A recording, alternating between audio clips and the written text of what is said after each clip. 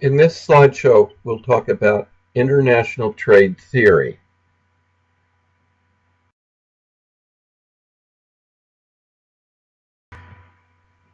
An early trade theory was mercantilism.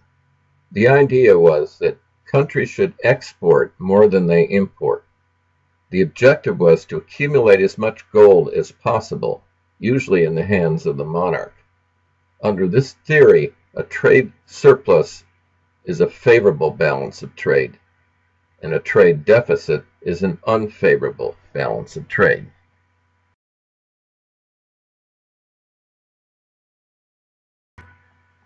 The old theory of mercantilism has reemerged in recent years as neo-mercantilism.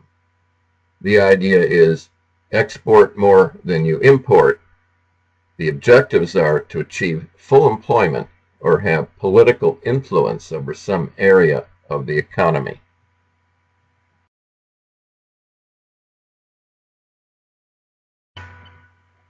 The theory of mercantilism was repudiated by a new theory called absolute advantage, explained by Adam Smith in his book The Wealth of Nations, published in 1776. Under this theory, a nation's wealth is based on the goods and services available to consumers, not on gold in the hands of the monarch. Smith was the first consumer advocate. Smith showed that if countries move their resources into activities where they are more efficient, there will be more goods available for the same amount of work.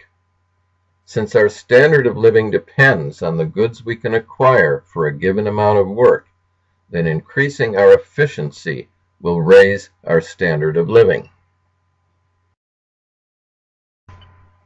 A country may be more efficient at producing some product because it has some kind of advantage in that area. There are two kinds of advantage: a natural advantage, which the country was given by nature, and an acquired advantage, which the country developed, something it learned how to do, usually some kind of technology. An example of how this theory works is a world in which there are two countries, say, England and Portugal. Both countries produce cloth and wine. For the same amount of work they can produce, England, cloth 60 units, Portugal, cloth 30 units. England, wine 10 units, Portugal, wine 80 units, again for the same amount of work. So England is more efficient at producing cloth, and Portugal is more efficient at producing wine. Where do their advantages come from? England has a natural advantage for producing cloth because its climate is favorable for producing wool from sheep. England has an acquired advantage for producing cloth because it was the first country to use steam-powered machinery in the production of cloth. Portugal has a natural advantage for producing wine because its climate is favorable for growing grapes.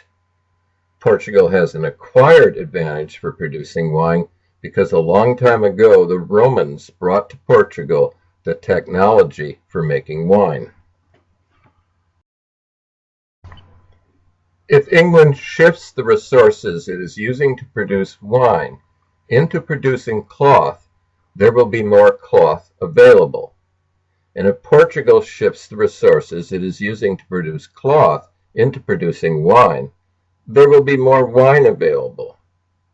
The results of the shift in resources will be England producing 120 units of cloth and Portugal producing 160 units of wine, more than they were producing before of both cloth and wine for the same amount of work.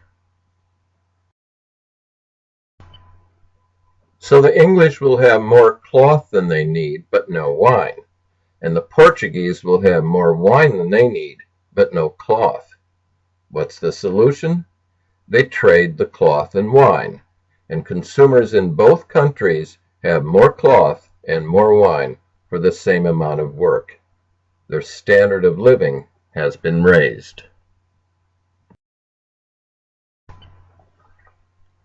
About 40 years later, an economist named David Ricardo asked the question, what if a country could produce all products at an absolute advantage? Would it still benefit from trade? He found that within its borders, the country is more efficient at producing some products than it is at producing other products, which he called comparative advantage. So it will still gain by shifting resources into activities where it is more efficient. It will benefit by trading the products where it is more efficient for products where it is less efficient. About 100 years later, two economists built on the theories of Smith and Ricardo. They came up with what they called the factor proportions theory. In this theory, there are two basic concepts: factor abundance and factor intensity. Remember that a factor is a factor of production, like land, capital, or labor. To see how this theory works, let's look at the example of Argentina and Switzerland. In Argentina, agricultural land is very abundant, so it is relatively inexpensive, whereas capital is very scarce, so it is relatively expensive.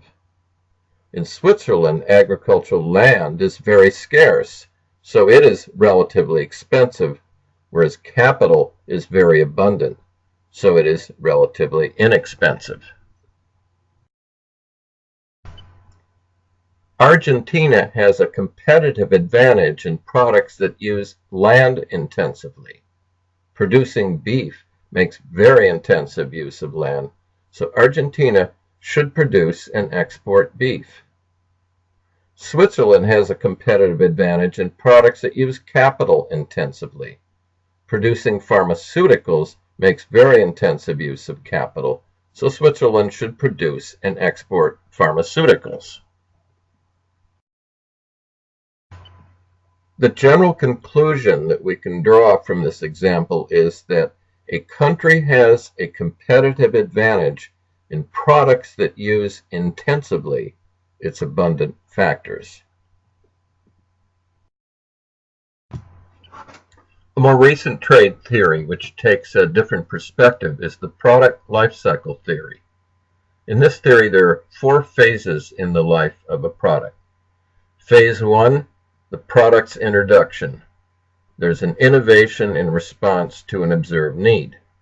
The innovating country begins to export to similar countries. In phase 2, there is growth in the volume of the product. Exports increase, competition increases, and foreign production begins in developed countries. In phase 3, there's maturity of the product. Exports from the innovating country decline. There's more product standardization, more competition, and foreign production begins in developing countries. And finally, in phase 4, decline of the product. Production becomes concentrated in developing countries, and the innovating country becomes a net importer of the product. While goods and services move around the world, factors of production also move. There are pressures for a country's abundant factors to move to countries where they are scarce. Let's look at the example of the USA and Mexico. U.S. capital, which is abundant, moves to Mexico where it is scarce. Mexican labor, which is abundant, moves to the U.S. where labor is scarce. Factors may move between countries because there are restrictions on trade. For example, The auto industry in the U.S. was protected by quotas on imports of cars from Japan, so capital moved from Japan to the U.S. to produce cars here. Capital has become more mobile in recent years. Labor is still less mobile, but in some activities, for example call centers, communications technology is overcoming this problem. Now take the quiz on this slideshow by clicking on the Quiz on Slideshow icon, just right below the icon you clicked on to view this slideshow.